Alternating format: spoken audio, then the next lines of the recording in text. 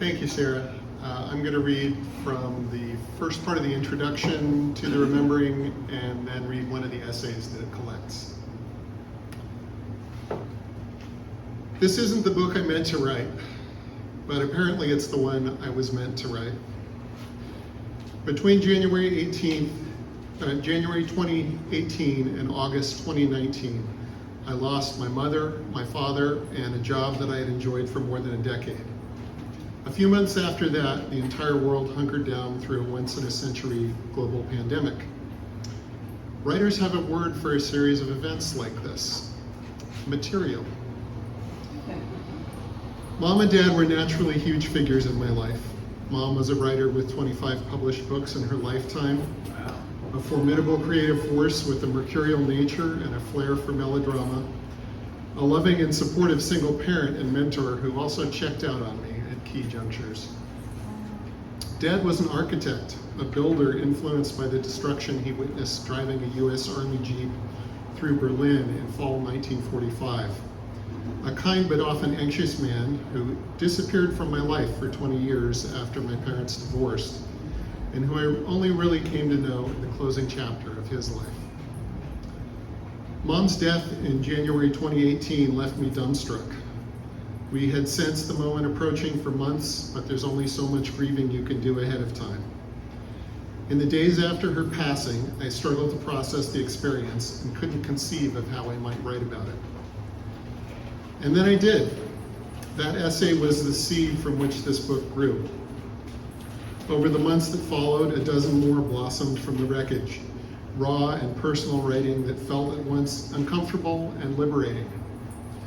As they emerged, each piece feeling more revelatory than the last, the sense grew that they were building towards something. The obvious answer seemed like an essay collection, which is probably why it was the wrong one. Once I began crafting the framing sections between the essays, I discovered that exploring where these essays came from wasn't nearly as intriguing as exploring why. Why, during my initial 1992 to 96 run of op-ed pieces, did I set out to write about politics, yet end up writing about parenting? Why, a decade later, did my early blogging quickly morph from venting about current issues to naming and praising my heroes? And so on. Trying to answer these questions might offer insights that were at a minimum interesting and at best helpful. And now I'm going to read one of the essays from August 2019. This piece is called Legacy, and it opens with a quote from the Dalai Lama. "We can let the circumstances of our lives harden us so that we become increasingly resentful and afraid, or we can let them soften us and make us kinder. You always have the choice." My father passed away yesterday, slipping free of his body in the early evening of a day that had begun with us at his bedside, telling stories, sharing laughter through our tears as he slept peacefully between us.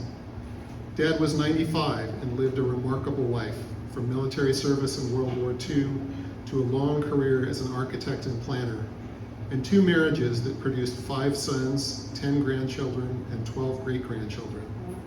His obituary reads like the outline for a novel. As our family gathered around Dad in his final days and continued talking and comforting one another in the hours after his passing, the same words kept surfacing over and over: kind, gentle, compassionate. For a long time, our relationship was complicated. After my parents divorced when I was 2 years old, Dad was nearly absent from my life for 2 decades. When I reached adulthood, we had words. Neither of us was wrong in what we said, but our words came from a place of pain rather than compassion. When my own children arrived, things began to change. As a parent, you want to give your children everything. For me, this included giving our kids the opportunity to know their grandfather, free from as much of the baggage of the past as I could manage to toss out the back window as we moved forward. Over time, our regular visits created the space for Dad and me to get to know one another, not as the archetypal father and son, but as 2 imperfect human beings reaching out to one another, however awkwardly, from a place of empathy.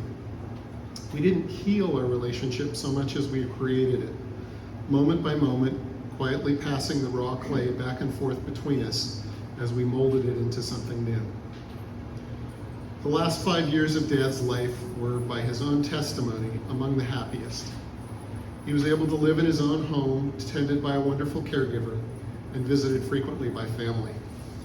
We talked more than ever, and however mundane the conversations might have seemed in the moment about baseball or Bob Dylan or the travel section in the Sunday paper, they were profound in the context of the path we had traveled together. We searched out avenues of connection, free from regret or recrimination, quietly reveling in the fact that we had managed to unlock the door between us and find a way into each other's hearts. Part of any parent's role is to impart lessons to their children. Some do this consciously and overtly. Our relationship was never like that. And yet in the hours after Dad's passing, the thing I'm in awe of is how vivid and powerful the lesson he left us with is.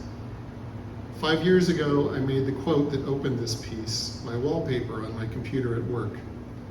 In that moment, it was a reaction to stress I was experiencing in that part of my life. Only in the last 24 hours have I come to realize why the Dalai Lama's words resonated so strongly with me. This is Dad's legacy, to choose kindness and compassion. I'm so proud of him.